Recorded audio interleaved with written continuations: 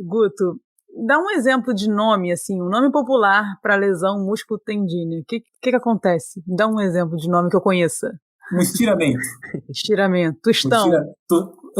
Tostão pode ser uma contratura, né, que eles falam às vezes, mas o estiramento é a fisgada que eles falam também.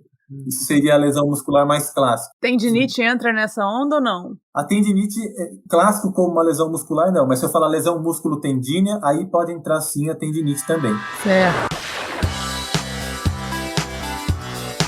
Tendinite é bem falada, né? Bem comum. Qualquer dorzinha, as pessoas ligam a tendinite.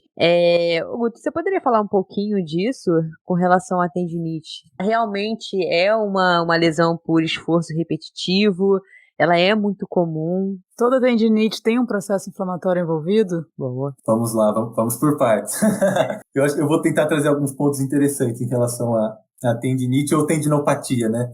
Que, assim, é o termo que foge um pouquinho dessa questão que a Edma colocou. Fora uma lesão muscular, por exemplo, as tendinites, tendinopatias são bem comuns nos atletas recreacionais, praticantes de atividade física.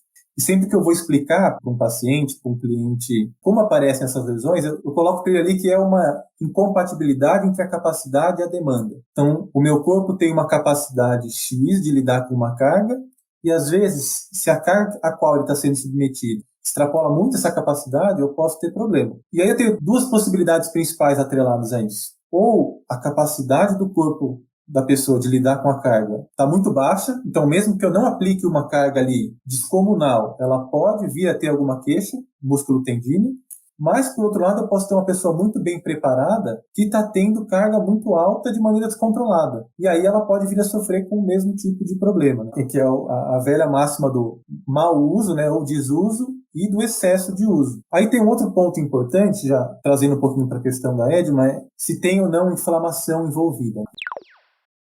Se você pega os estudos que vão olhar pessoas com queixas, ou mesmo em modelos animais, para ver se tem marcadores de inflamação no tendão, para falar tendinite, eles não conseguem detectar esses marcadores que falariam, aqui realmente tem uma inflamação. Então, hoje, a tendinite ou tendinopatia, que é o nome mais utilizado, ela é reconhecida como um processo degenerativo do tendão. Qual que é o problema? Quando eu falo degenerativo, o público pode ficar um pouco já com medo.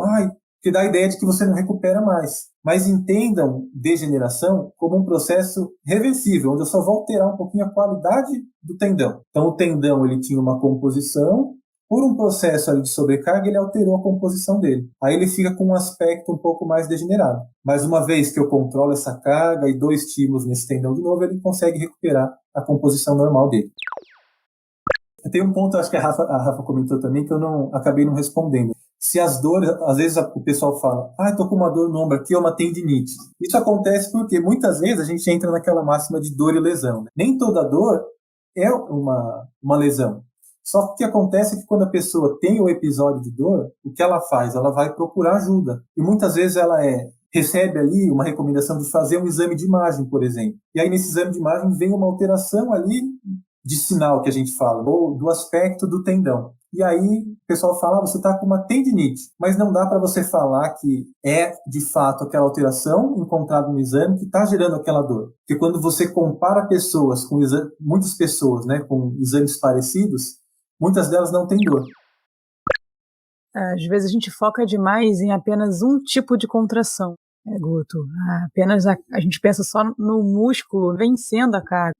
É bem conhecida como concêntrica, né? Mas imagina que você está ganhando a carga, seu músculo está contraindo, está encurtando. E é muito importante também, até onde eu sei, usar os outros tipos de contração, principalmente nesses casos. Tô certo? Tô mais ou menos? Como que eu tô? Não, tá certo assim. Na área da físio, principalmente, né, na fisioterapia, tem-se uma crença muito grande que para tendinopatia eu faço exercício excêntrico. Os exercícios excêntricos, eles são bons para as tendinopatias, mas a grande maioria dos estudos clínicos mais atuais mostram para a gente que muitas vezes eles não são superiores aos outros tipos de exercício, que usam contração isométrica, né, que a gente fala, ou mesmo a isotônica de forma concêntrica. Então, às vezes, o que vale é uma progressão nesses casos. Você pensar em trabalhar ali com um limiar de dor muitas vezes baixo, e depois ir aumentando a demanda com outros tipos de contração de acordo com a tolerância do paciente, do cliente.